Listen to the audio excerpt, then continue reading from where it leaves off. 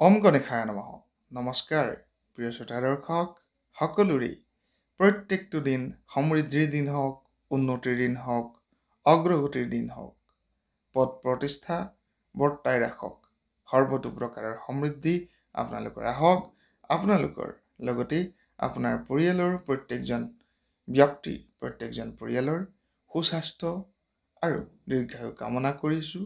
ভগৱানৰ শ্ৰীচৰণত প্ৰণাম জনাইছোঁ। সকলোৰে নিশ্চয়কৈ শুভ হ'ব, মংগলময় হ'ব।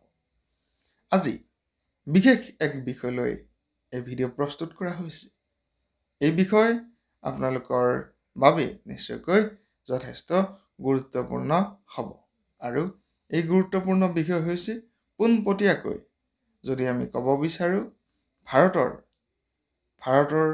ভাগ্য ক্ষেত্ৰত নিশ্চয়কৈ যিজন গৰাকী অৰ্থাৎ প্ৰধানমন্ত্ৰী গৰাকীৰ জন্মচক্ৰ আজি আমি আপোনালোকৰ ওচৰত দাঙি ধৰিব বিচাৰিছোঁ। প্ৰধানমন্ত্ৰী সন্মানীয় আমাৰ ভাৰতৰ প্ৰধানমন্ত্ৰী নৰেন্দ্ৰ মোদী ডাঙৰীয়া, নৰেন্দ্ৰ মোদী দেৱৰ জন্মচক্ৰ সম্ভাৱ্য যিখিনি তথ্য পোৱা হৈছে, এই তথ্য অনুযায়ী এই ভিডিঅ' প্ৰস্তুত কৰা হৈছে আৰু তেওঁৰ ভাগ্যফলনো কেনেকুৱা আমি প্ৰত্যেকজন ব্যক্তিয়ে জানিব বিচাৰোঁ যে আমাৰ বিশেষভাৱে প্ৰধানমন্ত্ৰীগৰাকীৰ ভাগ্যচক্ৰৰ বিষয়ে, বা আমি জানিব বিচাৰোঁ অসমৰ মুখ্যমন্ত্ৰীগৰাকীৰ ভাগ্যচক্ৰৰ বিষয়ে। পৰৱৰ্তী সময়ত অসমৰ মুখ্যমন্ত্ৰীগৰাকীৰো ভাগ্যচক্ৰৰ বিষয়ে, ডক্টৰ হিমন্ত বিশ্ব শৰ্মা ডাঙৰীয়াৰ ভাগ্যচক্ৰৰ বিষয়ে নিশ্চয়কৈ জনাবলৈ চেষ্টা কৰিম। যি নহওক, যিখিনি তথ্য পোৱা হৈছে সেইখিনি তথ্য মই আপোনালোকৰ ওচৰত দাঙি ধৰিব বিচাৰিছোঁ। কেনে হ'ব ৰাজনৈতিক ভৱিষ্যত, বা সৰ্বতো প্ৰকাৰৰ কেনেধৰণে সমৃদ্ধি আহিব পাৰে, উন্নতি আহিব পাৰে, নে অগ্ৰগতি আহিব পাৰে, নে অৱনতি আহিব পাৰে, তাৰ বিষয়েও আমি এই ভিডিঅ'ত আলোচনা কৰিম। সকলোৱে চাই থাকিব বুলি আশা ৰাখিছোঁ আৰু নিশ্চয়কৈ আপোনালোকে কমেণ্টত জনাব আপোনালোকৰ মতামত। আৰম্ভ কৰিছোঁ। ভাৰতৰ মাননীয় প্ৰধানমন্ত্ৰী নৰেন্দ্ৰ মোদীদেৱৰ সম্ভাৱ্য জন্ম তাৰিখ আমি যিখিনি পাইছোঁ পোনপটীয়াকৈ 17/9/1950 চন দেওবাৰ, সময় প্ৰায় দুপৰীয়া 12:09। জন্মস্থান ভাৰনগৰ, গুজৰাট। ৰাশিচক্ৰ মতে লগ্ন বৃশ্চিক, লগ্নতে পোনপটীয়াকৈ মংগল স্বগৃহী, চন্দ্ৰ নিজ, ধনৰ স্থানত বৃহস্পতি আৰু পঞ্চম স্থানত ৰাহু নিজ অৱস্থাত আছে। দশমত শুক্ৰ শনি, একাদশত বুধ তুংগী অৱস্থাত আছে। ৰবি কেতু নিজ হৈ আছে আৰু জন্মৰাশি বৃশ্চিক, অনুৰাধা নক্ষত্ৰৰ বুলি কোৱা হৈছে আৰু দ্বিতীয় ভোগ্যচৰণ দেৱগণ, হৰিণৰ অস্থি বুলি কোৱা হৈছে। বৰুণ যোগ, বিপ্ৰবৰ্ণ, অষ্টোত্তৰী শনি গ্ৰহৰ দশা, বিংশোত্তৰী শনি গ্ৰহৰ দশাত জন্ম। পোনপটীয়াকৈ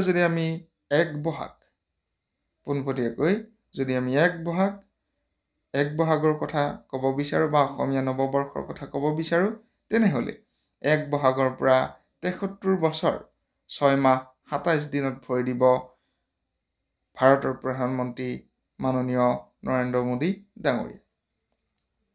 এতিয়া আমি জ্যোতিষশাস্ত্ৰৰ যদি কথাখিনি বিবেচনা কৰিবলৈ যাওঁ, এনে ক্ষেত্ৰত বৰ্তমান ত্ৰিপাপ চলি আছে বুলি কোৱা হৈছে। 1 বহাগৰ পৰা বিশেষভাৱে ত্ৰিপাপ আছে বুলি কোৱা হৈছে। 1 বহাগৰ পৰা ত্ৰিপাপ দশা চলি আছে আৰু 17 ছেপ্টেম্বৰ 2023 পৰা 17 ছেপ্টেম্বৰ 2025 তেওঁৰ ৰাহুৰ অন্তৰত ৰাহু, মংগল, কেতুৰ অন্তৰত কেতুৰ দশা, অৰ্থাৎ এই বিশেষ ত্ৰিপাপ যুগ আছে।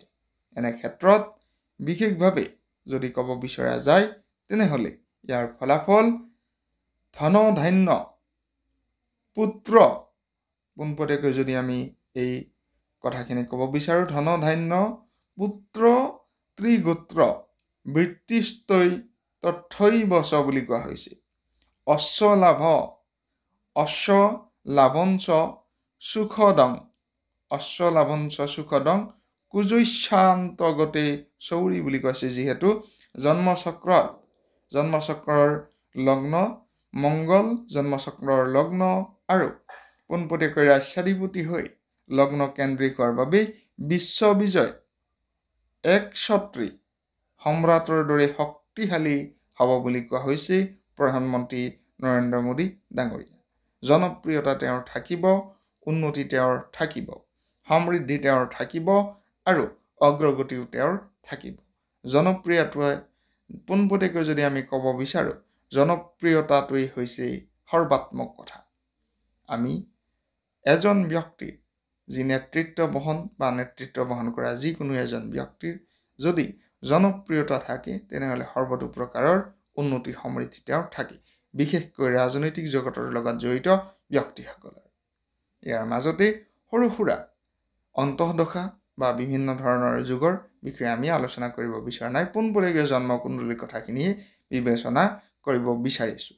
গতিকে এই ক্ষেত্ৰত কিন্তু বিশেষভাৱে পোনপটীয়াকৈ যদি ক'ব বিচৰা যায়, বিজয় ধ্বজা তেওঁৰ থাকিব, অৰ্থাৎ সৰ্বতো প্ৰকাৰৰ বিজয়, উন্নতি, সমৃদ্ধি, অগ্ৰগতিৰ দিশ কিন্তু তেওঁৰ থাকিব। গতিকে বিশেষভাৱে নৰেন্দ্ৰ মোদী ডাঙৰীয়া যি আমাৰ সন্মানীয় প্ৰধানমন্ত্ৰী, তেওঁৰ জন্মকুণ্ডলী বা জন্মচক্ৰৰ বিষয়ে যিখিনি তথ্য পোৱা হৈছে, সেই তথ্য অনুযায়ী জ্যোতিষৰ ফলাফল মই আপোনালোকক দাঙি ধৰিলোঁ।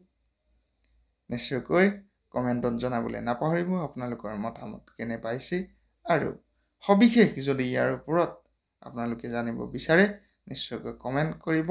1000ৰ ওপৰত যদি আমি কমেণ্ট পাওঁ তেনেহ'লে ইয়াৰ পৰৱৰ্তী ভিডিঅ' আমি আপলোড কৰিবলৈ চেষ্টা কৰিম, বনাবলৈ চেষ্টা কৰিম। গতিকে এতিয়ালৈকে বিদায় লৈছোঁ। সকলোৰে প্ৰত্যেকটো দিন শুভ হওক, মংগলময় হওক, উন্নতি সমৃদ্ধি নিশ্চয়কৈ থাকক তাৰ কামনাৰে সামৰিছোঁ এই বিশেষ ৰাশিফল। ধন্যবাদ।